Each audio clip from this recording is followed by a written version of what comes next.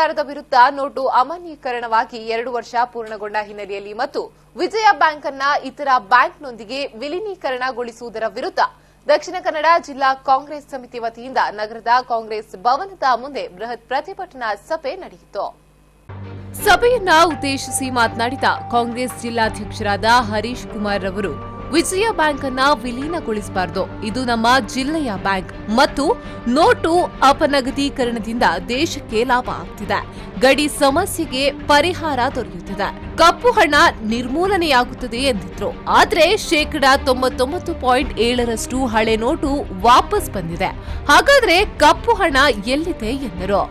ನಮ್ಮ ಜಿಲ್ಲೆಯ ಹೆಮ್ಮೆಯ ಬ್ಯಾಂಕ್, ನಮ್ಮೆಲ್ಲರ ಪ್ರತಿಷ್ಠೆಯ ಬ್ಯಾಂಕ್ ವಿಜಯ ಬ್ಯಾಂಕ್ ಅನ್ನ ಅದೇ ವಿಜಯ ಬ್ಯಾಂಕಿನ ಒಂದು ಹೆಸರಿನಡಿ ಉಳಿಸಿಕೊಳ್ಬೇಕು ಮತ್ತು ನಮ್ಮ ಜಿಲ್ಲೆಗೆ ಒಂದು ಗೌರವವನ್ನು ಕಾಪಾಡುವಲ್ಲಿ ಕೇಂದ್ರ ಸರ್ಕಾರ ಇದರಲ್ಲಿ ಕಾರ್ಯೋನ್ಮುಖರಾಗಬೇಕು ಅಂತೇಳಿ ನಾವು ಜಿಲ್ಲಾ ಕಾಂಗ್ರೆಸ್ ಪರವಾಗಿ ನಮ್ಮ ಪ್ರತಿಭಟನೆಯೊಂದಿಗೆ ಆಗ್ರಹವನ್ನು ಮಾಡ್ತಾ ಇದ್ದೇವೆ.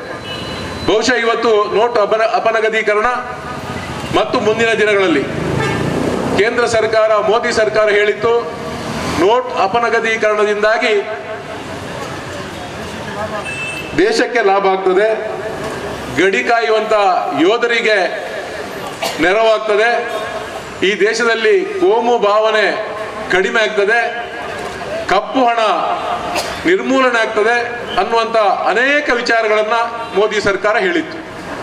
ಬಹುಶಃ ಯಾವುದೇ ಅವರ ಹೇಳಿಕೆ ಕೂಡ ಇವತ್ತು ಈಡೇರಲಿಲ್ಲ.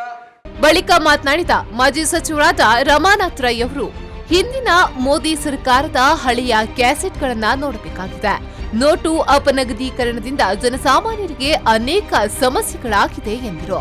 ನೋಟು ರದ್ದು ಮಾಡೋದರಿಂದಾಗಿ ದೇಶಕ್ಕೆ ಅನುಕೂಲ ಆಗುತ್ತೆ, ಎಲ್ಲ ಸಮಸ್ಯೆಗಳು ಪರಿಹಾರ ಆಗುತ್ತೆ ಅಂತ ಹೇಳ್ತಕ್ಕಂಥ ಮಾತನ್ನ ಮೋದಿ ಸರ್ಕಾರ ಹೇಳಿದೆ. ಹಿಂದಿನ ಮೋದಿ ಸರ್ಕಾರ ಹಳೆಯ ಕ್ಯಾಸೆಟ್ಟನ್ನು ನಾವು ಮತ್ತೆ ನೋಡಬೇಕಾಗಿದೆ. ಏನೆಲ್ಲ ಭರವಸೆಯನ್ನು ಕೊಟ್ಟಿದ್ರು, ಆ ಭರವಸೆಗಳ ಪರಿಣಾಮ ಏನಾಗಿದೆ, ಇವತ್ತು ಬದಲಾವಣೆ ಆಗಿದೆಯೇ, ತೊಂದರೆಗಳಾಗಿದೆ ಅನ್ನುವಂಥದ್ದನ್ನು ನಾವು ವಿಮರ್ಶೆ ಮಾಡ್ತಕ್ಕಂಥ ಒಂದು ಸಂದರ್ಭ ಇರೋದು. ಈ ನೋಟ್ ಅಮಾನ್ಯ ಮಾಡಲಿಕ್ಕೆ ಆಲೋಚನೆ ಮಾಡ್ತಾರೆ, ಇದು ಆ್ಯಕ್ಚುಲಿ ಆ ವಿಚಾರ ಇರಲಿಲ್ಲ. ಇದರಿಂದ ಏನೇನು ದುಷ್ಪರಿಣಾಮ ಆಗುತ್ತೆ ಅನ್ನೋದನ್ನು ಅವರು ಒಂದು ಅರ್ಧ ಗಂಟೆಯ ಮೀನಾಕ್ಷಿ ಲೇಖಿಯವರ ಪತ್ರಿಕಾಗೋಷ್ಠಿಯ ತುಣುಕನ್ನು ನೀವು ನೋಡಬೇಕು. ಈ ವೇಳೆ ವಿಧಾನ ಪರಿಷತ್ ಸದಸ್ಯ ಐವನ್ ಡಿಸೋಜಾ, ಮಾಜಿ ಶಾಸಕ ಜೆಆರ್ ಲೋಬೋ, ಮಾಜಿ ಮೇಯರ್ ಕವಿತಾ ಸನಿಲ್, ಜಿಲ್ಲಾ ಪಂಚಾಯತ್ ಸದಸ್ಯೆ ಮಮತಾ ಗಟ್ಟಿ ಮೊದಲಾದವರು ಭಾಗವಹಿಸಿದ್ರು.